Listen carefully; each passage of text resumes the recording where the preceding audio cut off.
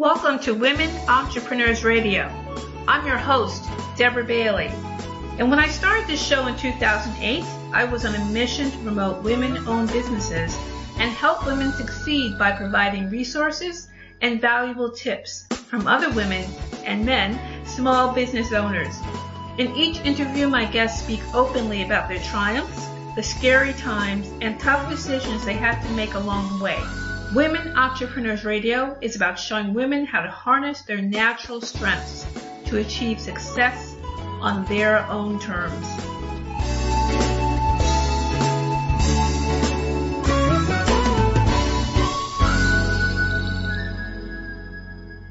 Hi, everyone. Welcome to Women Entrepreneurs Radio with your host, Deborah Bailey. I am really glad that you could join me today. And if you're listening to the show on Apple Podcasts, you can also hear it on Spotify, on YouTube. It's on several other podcast platforms. So, you can check out what your favorite one is, and then you could subscribe. And you can find out more about that list of podcasts by going to womenentrepreneursecrets.com, and you can get more information about where the show is at right now. And you can also find out more information there of interest to women business owners. There's lots of posts on there and articles, different things there that is there to kind of help you and give advice and good stuff like that. And also, if you're listening on Apple Podcasts, it's always great if you could take a moment and just scroll down and leave feedback, a review, anything like that would be much appreciated. It helps the show to be found by more listeners. So if you're on an Apple device, they make it very easy for you to do that. So I hope that you will. And if you want to find out more about me, then you can go to thebaileycoach.com and find out more about me and my books. So I hope that you will do that, and also stop by the womenentrepreneursecrets.com website. So now we're going to get started. I'm going to introduce my guest, Alexandra Cole. She's the co-founder of Purpose Generation, a firm that helps Fortune 500 brands better understand and engage millennial consumers, and talent. She presents her Find Your Purpose workshop to entrepreneurs, corporate employees, and freelancers around the world, in person and online, and coaches purpose-driven individuals. Her work has appeared in the Huffington Post and on Forbes.com. Born in London, raised in the Netherlands, and educated at Princeton, she lives in Santa Barbara, California. So welcome to the show, Alexandra. Hi, thank you so much for having me. It's an honor to be on. Well, I really want to dive right in and get started by asking how you got started in the work that you're doing right now. That's a good question, and I can give you a long-winded or succinct answer. So I'll shoot for somewhere in between. But I came to the United States for college, and I remember at the time I was very passionate about doing something in the social entrepreneurship or nonprofit space. Mm-hmm. And I got to college and suddenly started getting inundated by subliminal messages about needing to pursue something that was more business or profit oriented, I guess. Mm-hmm. And so by the end of those 4 years, I actually had gotten myself a job in management consulting in New York. And there's nothing obviously wrong with this process as long as you're choosing that specific job for the right reasons. And I think for me, I was very much choosing it because of what it would look like on a resume. And some of the feedback that I had received from peers, from parents. And about 2 or 3 years into that, I ended up having a conversation with a close friend of mine who came back from being abroad. And we started talking about this growing gap that we were seeing between our generation. At the time, millennials wasn't a term, but there was still a very, I think, obvious chasm between this younger generation and prior generations. We were seeing this gap grow between our generation and the organizations, institutions, and companies that had for so long kind of ruled not just the, employer landscape, but I think beyond that as well in terms of brands. Mm-hmm. And we started asking ourselves, what is going to happen if our generation continues to leave these corporate jobs to work for startups, right, where they feel this greater sense of purpose and opportunity? And what if they continue to buy from these smaller, brands that have more of a mission and a story to tell? What are all these large institutions and organizations going to do that have so many resources in order to create change? And we decided to act as almost we called ourselves a millennial SWAT team. We were like tour guides to help these large, old school, if we want to call it that, businesses better understand this next generation and how to resonate with them. And one of the biggest ways of doing that was purpose, really being clear about what you stand for and how your employees and your consumers can be a part of that story.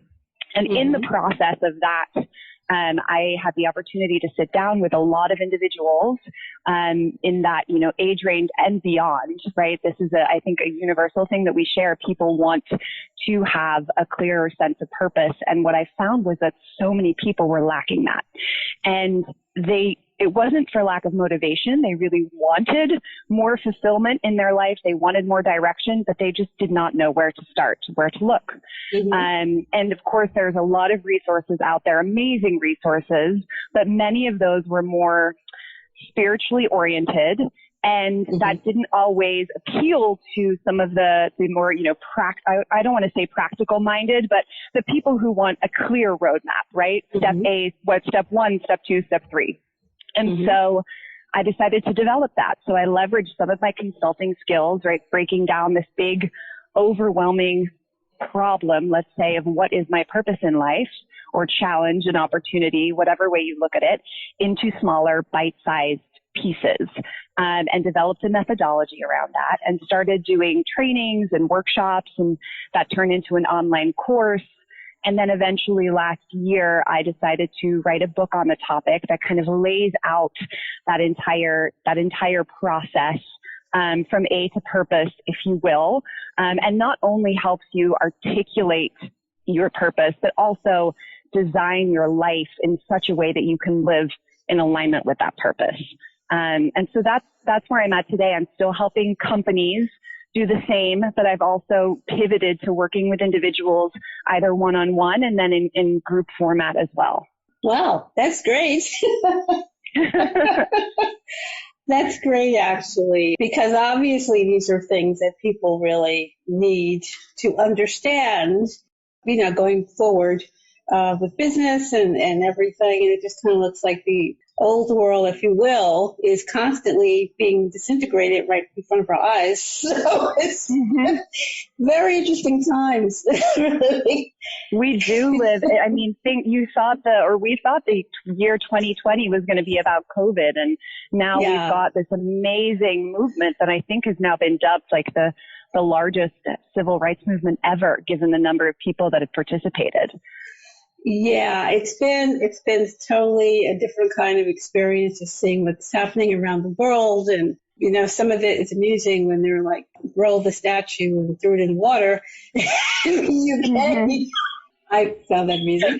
But so, they want to get rid of that for a while, from what I understand. But the momentum is there now for a lot of people to say, hey, wait a minute, let's try to galvanize this while we've got it. And, looking at your book, actually looking at like the first part, and you thought like one of my favorite quotes by Howard Thurman. Yes, I love that quote. I love that quote. Do not ask what the world needs. Ask yourself what makes you come alive. Because what the world needs is people who have come alive. That is a wonderful quote. And I'm sure that everything else you have in here is just terrific. I have no doubt of that, because I've been looking through that. And as we were talking before, speaking of COVID, I wasn't getting everything on my mailbox right away. So that's why I didn't have the chance, listeners, to get It's started. A very good reason. On her book until I got it out today, but I certainly am looking forward to checking that out. So when it comes to purpose and transformation, things like that, there's a lot of conversation around that, and you were touching on a lot of things are towards the spiritual, and a lot of times that's kind of where you hear a lot of this talk and you hear a lot of people bringing up these words and about purpose and transformation.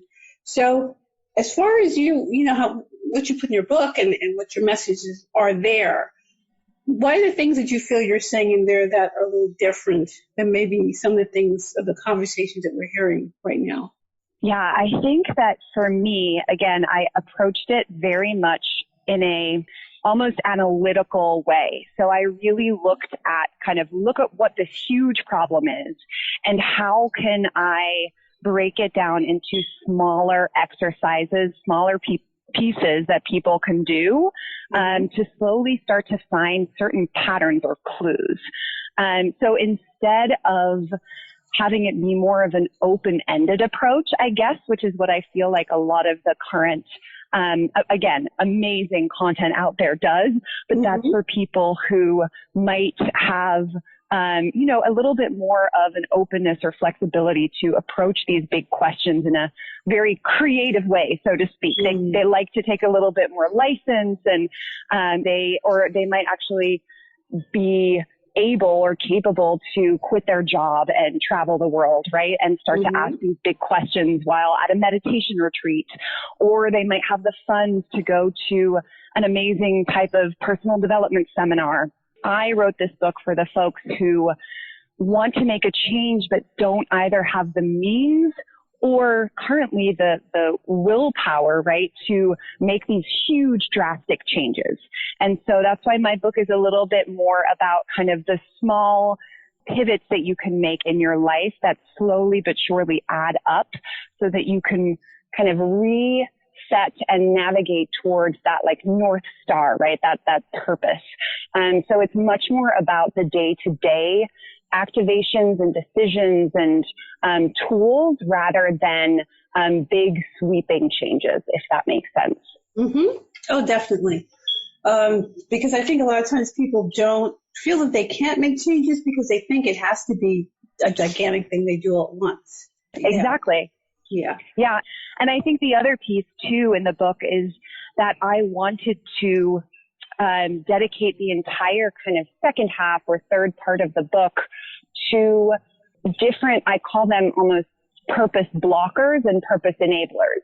So the blockers are the types of things that you'll encounter on a day-to-day basis that can really prevent you from making decisions that are aligned with your purpose. So once you've articulated, what you want to do, how you want to contribute in the world, how can you avoid things like the comparison trap or imposter syndrome or guilt, right? How can you avoid those types of things in order to stay in alignment? And then what are some of the other tools, those purpose enablers, like journaling, like momentum that you can use and build on so that you have a little bit of that, wind in your back as you're going about this journey. So I tried to make it really as actionable as possible without too many question marks for the types of people that really want a very clear kind of roadmap and plan.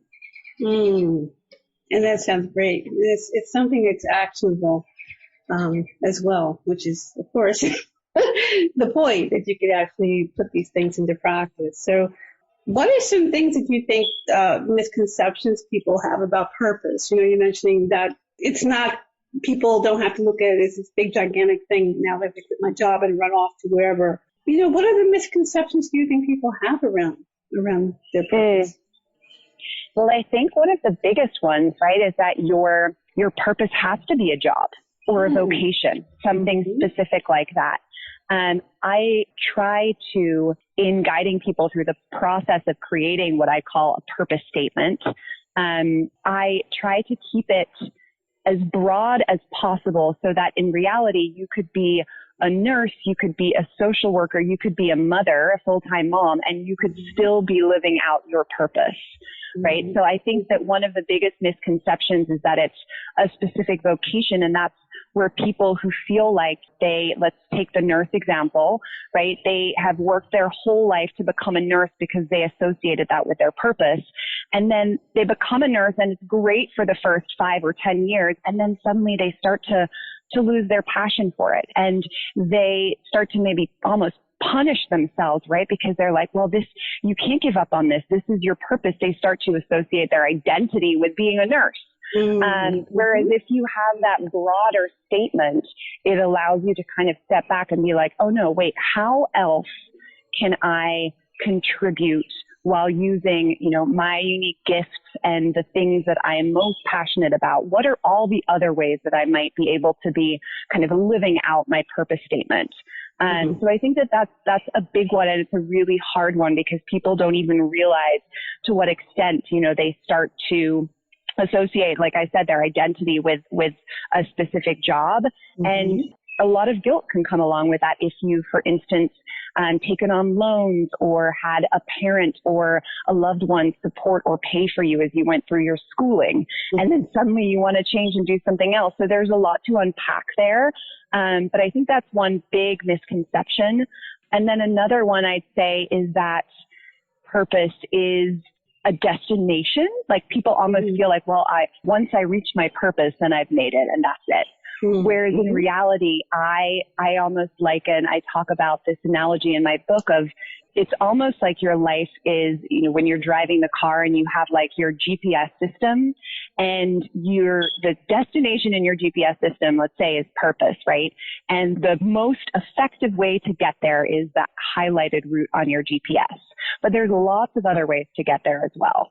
And really what you want to do in life is just try to stay on that highlighted route. Try to keep yourself in alignment and not take too many detours. But along that road, you're inevitably going to, take a wrong turn.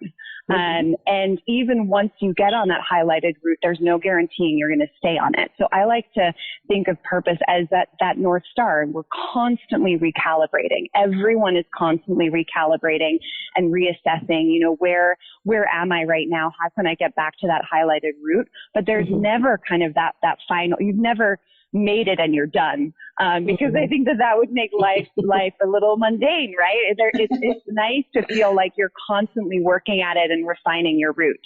That's so true. And I think a lot of times people don't even realize that.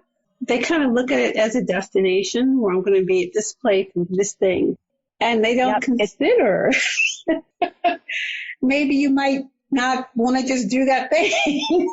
Yes. No, it's so true. And like at that point, they feel they've kind of cornered themselves, right? Because they've spoken about it so much and they've, invested so much time and money and energy.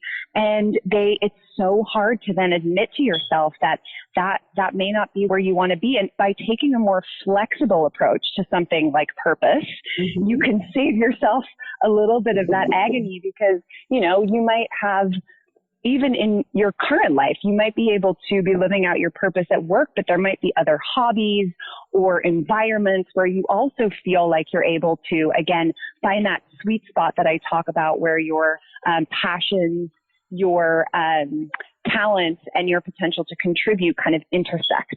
And that's probably the most healthy thing you can do, I think, because some jobs, and I know where I'm right now working with a software company, sometimes because of deadlines, there's this expectation that people are putting in additional hours. And then the thing is, okay, is the person now having to choose between maybe family time, school, if they're doing that, hobbies, and things that they are very much interested in. And it's a part of their life as well. And it just seems like in our culture, there was such an emphasis on the work always comes first. Everything. So true. Yeah. And I talk about too, I think that there's two types of people, right? There's the type of person that has to derive their sense of purpose from their work. There are just those types of people that they say, if I'm going to be spending 40 hours a week on this, it better be aligned with what lights me up, what brings me joy, what my purpose is. And then there's people who say, no, I just want to work so that then I can create, the capital and the time and the means to actually pursue my purpose outside of that. And I think if you're able to kind of be very honest with yourself and kind of answer that question, it makes it easier to structure your life in such a way because maybe you won't always stay those extra few hours after work just to get the brownie points, because you're like, hey, I'm doing this. This is just a means basically to an end, and I find my purpose elsewhere. Whereas others might feel like putting in those extra hours makes them feel even more passionate about what they're doing, right? It isn't a question of it doesn't feel like as much of a sacrifice. Let's put it that way. Mm-hmm. Right. Yeah. And I think it does depend on the person and what their goal is, which is true. I think a lot of times, I know I do anyway, think that often people don't particularly like what they're doing. So they don't really want to do more hours and things. But it's true that for some people, that is the thing that they want to be doing. So that's where their energy is going. I mean, that's the goal, right? I think that's such a huge, you hear so often that people aren't happy in their jobs. Mm-hmm. And I think that's partially why I wrote this book, right? To give people a way to actually start to take action steps to find work that is meaningful to them and that is fulfilling to them, if that's what they want. Mm-hmm. But I think that's the place where a lot of people get stuck because they feel miserable, but they feel beholden to the salary, right? There's a lot of, but if I leave, what if I don't find another job? And what if it's not as well paying? And what if I fail? And there's so many what ifs. And I think that having that roadmap that I laid out can help you take one small step at a time. So again, you're not doing anything drastic, but slowly but surely along the way, you'll start to respond to those what ifs, and you'll start to gain more confidence, and you'll start to gain a little bit more clarity around where it is that you're headed. Because once you have that clarity and you're like, oh, right, this is who I am. This is who I want to be. This is the type I want to be, the work I want to be doing. It's much easier to make the changes. But a lot of people haven't figured that piece out yet. Right. That's true. Yeah.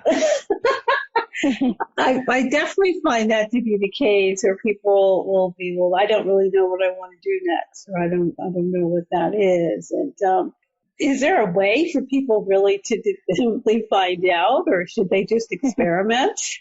I actually think experimentation is great, if you're doing it in a smart way. So what I recommend is, like I talked about earlier, that sweet spot place, right? It's kind of imagine three, if you look at the cover of the book, you see these three circles. It's like a Venn diagram.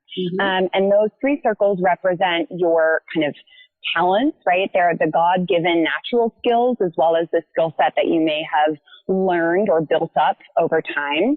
Then the other circle is your passion. So the things that you're so interested in that you can't stop talking about them, or the things that, people will come to you for because you know about it, or the stuff that people can wake you up for in the middle of the night.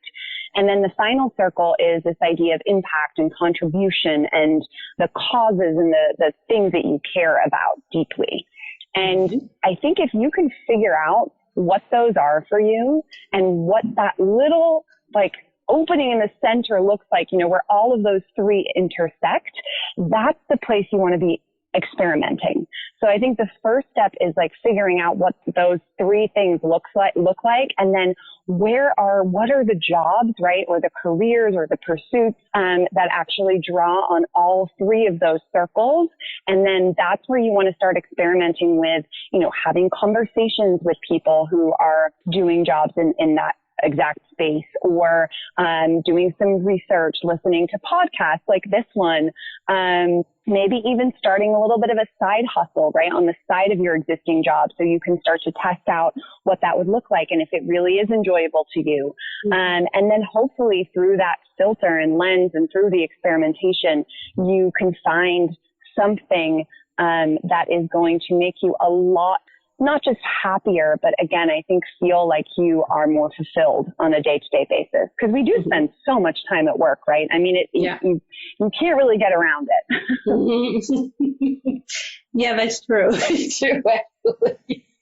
You do. And that could be a bit much if you also are trying to squeeze a lot of other things in there that are important to you as well, and just trying to set those priorities. But speaking of doing a lot of work and having all these things going on, what are the implications for people being healthier, the health and wellness is also a big topic. And it would seem that if you were on purpose, that this would be a good thing for that. Yeah, I think so too. And what's interesting is I think for me, it all comes back to the why and always getting very clear on the why. And when it comes to health and wellness, I think you're going to be most successful in making kind of the necessary shifts in your life when you are able to articulate why you're doing that, right? Almost having like a mini mission statement, just like the purpose statement for your health and wellness. Why are you doing this? Is it just to, look great in pictures, or is it because you want to be able to be energized for your kids and for your grandkids? And I think the more clear you can be on your why, which is exactly what, you're also doing when you're clarifying your purpose, the easier it is to make those smarter choices on a day-to-day basis. That's true. And I would think also it helps with relieving stress and all other kinds of things that you may visit you when you're. No, for sure. And it's actually interesting though, because there's some fascinating studies right now that also show the health implications of living on purpose, right? Of, people live longer, they sleep better. I mean, it's amazing when you look at it. There's some fascinating studies that have been done by, Harvard and other institutions on this topic, specifically as it relates to people's health. And I think that's also an interesting distinction between purpose and happiness, right, needs to be made, because whereas happiness is more of a fleeting sensation, right? It can change pretty quickly to moments. And it's almost a little bit superficial, if you will, right? Purpose, I think, is a lot deeper than that. And you can be unhappy in the moment, yet still feel like you're living out your purpose, right? Things can be hard in the moment and not always going your way. But if you have that bigger picture in mind, that is incredibly valuable. And I think that that's also what a lot of these studies have found. It's when you have that sense of purpose, when you have purposeful relationships with people that are really quality, deep relationships. They've shown that has incredible implications for longevity, for example. And the same goes for purpose, because you wake up in the morning and you have a reason to wake up. You have that kind of bigger picture in mind. Well, that makes sense too. Yeah. Definitely with the relationship part, that I would think you'd probably be in a better state of mind and everything else, and probably a much better person to get along with. But yes, that's true.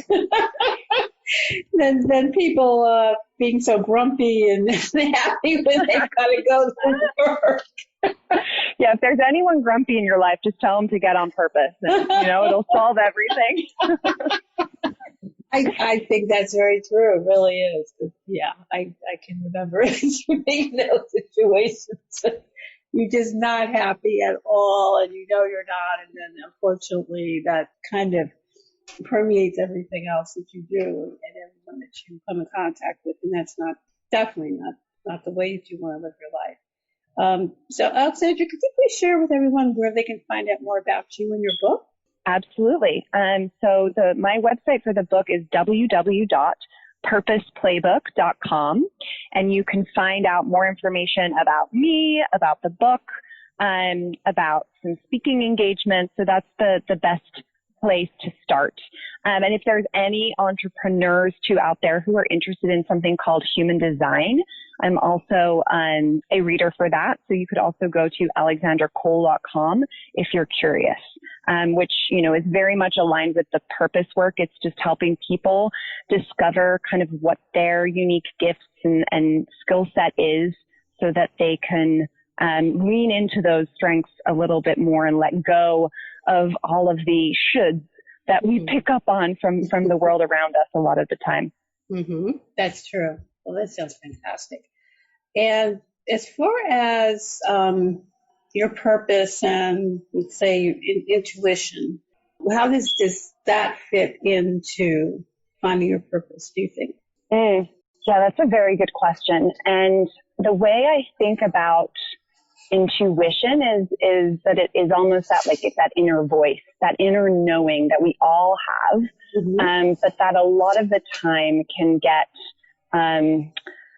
crowded out by all the noisiness around you in your day to day, as well as your own mind, right? That is constantly spewing things. So I think your intuition, or, whether it lives in your gut, in your head, in your heart, right? I think that's the first step I always have people do, is kind of ask themselves, where do I hear that little voice?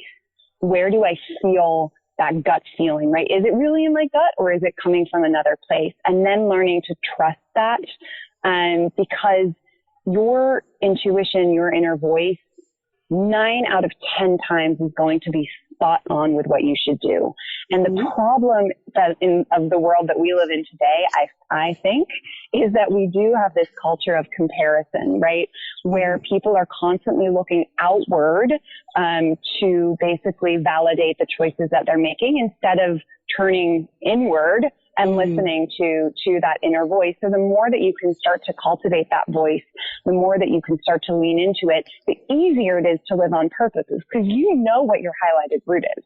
You already know what it is. It's just you oftentimes make those wrong turns because you see a shiny penny, or someone says, oh, you know what, you should look at this, or you feel guilty about, not pursuing the career that you went to school for. Like, there's so many different emotions that pull you away from that highlighted route. And so the art is really to start to trust that inner voice, and then start to take action based on what that intuition and that inner voice is telling you, because you know all the answers. I think that's the thing is, this whole book, at the end of the day, it all comes down to trust yourself, listen to what you already know, and then act on it.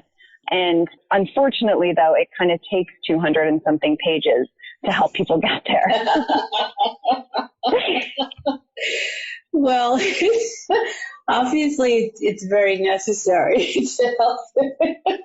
It's necessary to really help them to figure out what their next steps are. And based on what you're saying, also, it's interesting that so many people are driven by the money and the financial, not necessarily just because they need money to pay for certain things, but just how it's made to look to us. And I think particularly with social media and all that, everything looking so beautiful and so this and that. Yes. And so much of it is facade, right? And I think when it comes to money too, I mean, I had an amazing conversation on my podcast with a financial planner, and she's all about values-based financial planning. And we talked about that. It's like, money is only going to bring you fulfillment if you're investing it in the things that actually matter to you. And so someone with small salary can be so much more fulfilled than someone who is making, 5x that, if they're being intentional about how they're spending their money and their time and their energy. And it's easy to lose sight of that when you do see on social media people living these extravagant lives, which is often all fake. But it's easy to believe in it. Yeah. That's true. I think we definitely see that a lot with entrepreneurship and all that really started to blow up from what I saw, after the Great Recession, I guess, is that what we're calling it. Suddenly was, everybody should have their business, everybody should do this, and I made all this money in 2 minutes, and this is how I'm living. And I know. And that's so sad in a way, because I feel like I have seen the people who are most vocal about how much money they're making are oftentimes the people who end up not making it in the end, right? They're raising all this money from all these big VCs, and then a year later, they can't make payroll, and, they're old news. Whereas there's incredible entrepreneurs that have more of the quote unquote lifestyle businesses that, don't feel the need to boast about how much money they've raised. They just kind of keep building one step at a time. That are far more successful in the long run. And those are the people I wish I had the opportunity to learn from, but those are often the people that don't speak up as readily. Right. That's a good point. yeah, they may not really feel that they have to do things that way. Yeah, a lot of the other people are really making a lot of noise, and then you're left going, but how real is this really, what you're saying? And I think a lot of times it makes people, as you said, it makes people look for that next shiny object, because they feel that what they're doing can't be right, because I would have all this success if it was. Oh, I better follow this over here. No, exactly. Yeah. Spot on. Yeah, that's the thing I think that we have to manage, because there is such an emphasis on material things and what you accumulate and how it looks. And I think that really trips people up a lot of times who feel that maybe they're not in the right place because they're measuring themselves against something else that they think they're supposed to be at. So, yeah. There's a lot of levels. Yeah. Oh, I know. We could have an entire episode just on that. Exactly. Yes. It's so hard. It's so hard not to fall into that trap, even though you know this in theory, right? In the moment, you can't help but look at those posts and wish, you had that too. Yes.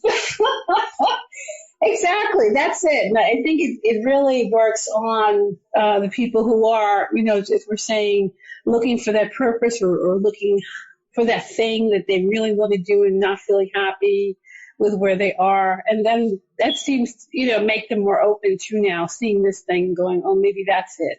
Or if I have that money, then I could be happy. It's that idea that often leads people in these other directions. Yeah, I mean, that's so dangerous. And I think that again, is why it's so helpful to have a purpose statement. Because once you have that statement, it just helps you stay more focused, right? Because you can answer like, wait, is having $10 million really necessary for me to live out my purpose? And if the answer is no, then you can kind of let go of that. And you can say, no, actually, what's, much more important to me is that I have more hours in the day to spend with my family, or that I have the ability and flexibility to travel, whatever that may look like, right? Being clear about that can help you avoid falling into the shiny penny syndrome. Yeah, that's a great point. That, if you've got that purpose and then you start to think about what you really need, then, you have a better idea of what you want, where you're going, and all these other things that you see, you can just go, that's nice.